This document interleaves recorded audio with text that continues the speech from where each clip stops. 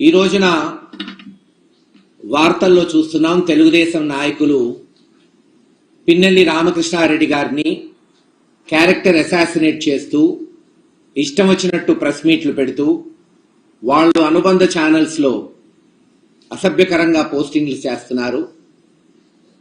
ఒక ఈవీఎం ఘటనని వాళ్ళు చూపెడుతూ పిన్నెల్లి రామకృష్ణారెడ్డి గారిని నిందితుడుగా చేర్చటం ఎంతవరకు సమంజసం?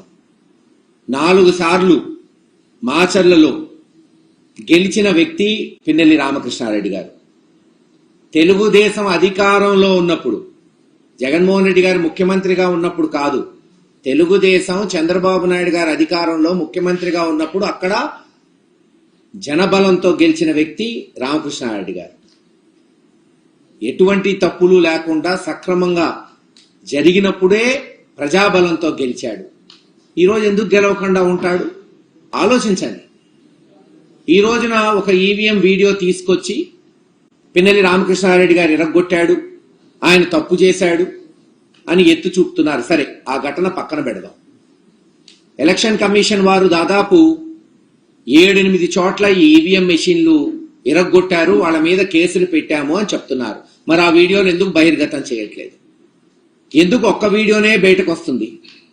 ఎందుకు తెలుగుదేశం ఇరగ్గొట్టిన వీడియోలు లేదు? అన్ని ఏది అయితే కంప్లైంట్స్ వచ్చినాయో, ఇటు వైఎస్ఆర్సీపీ తరఫున కావచ్చు, అటు టీడీపీ తరఫున కావచ్చు, ఎందుకు ఆ వీడియోలు మీరు బహిర్గతం చెయ్యరు? అసలు వీడియో కెమెరాలు పెట్టింది ఎందుకు? బూతుల్లో ఏమన్నా తప్పులు జరిగితే తెలుసుకోవడానికి.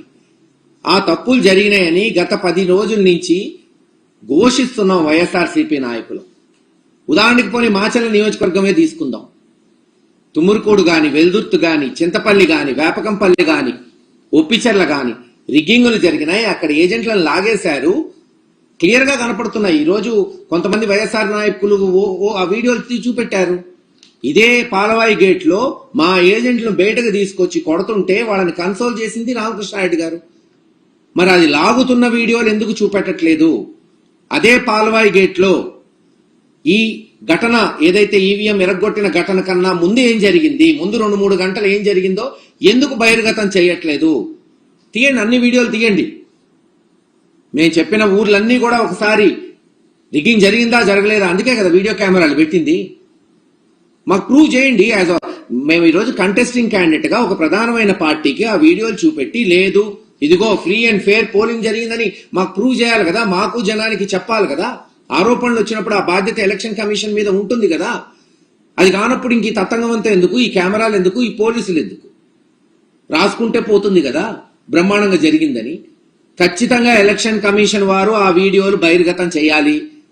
ఎక్కడైతే మేము ఆరోపణలు చేస్తున్నామో మేము కూడా చెప్తున్నాం, తెలుగుదేశం ఆరోపణలు చేస్తే తీసుకురండి అవి కూడా. ఎనీ పార్టీ, ఎనీ నాయకుడు కంటెస్టింగ్ క్యాండిడేట్ కి అనుమానాలు ఉంటే అనుమానాలు నివృత్తి చేయాల్సిన బాధ్యత ఎలక్షన్ కమిషన్ అధికారుల మీద ఉంటుంది. అది కలెక్టర్ గారు కావచ్చు, డిస్ట్రిక్ట్ కలెక్టర్ గారు ఒక వీడియో విడుదల చేశాడంట. ఒకటే వీడియో ఎందుకు విడుదల చేస్తున్నారు మీరు? మరి మిగతా ఈవీఎంలు ఎరగొట్టిన కేసులు ఉన్నాయి కదా, ఎవరో తెలుగుదేశం వాళ్ళని అరెస్ట్ చేశారు తుమ్మురుకూడులో అంటున్నారు. మరి ఆ వీడియోలు ఎందుకు తీసుకురావట్లేదు బయటికి?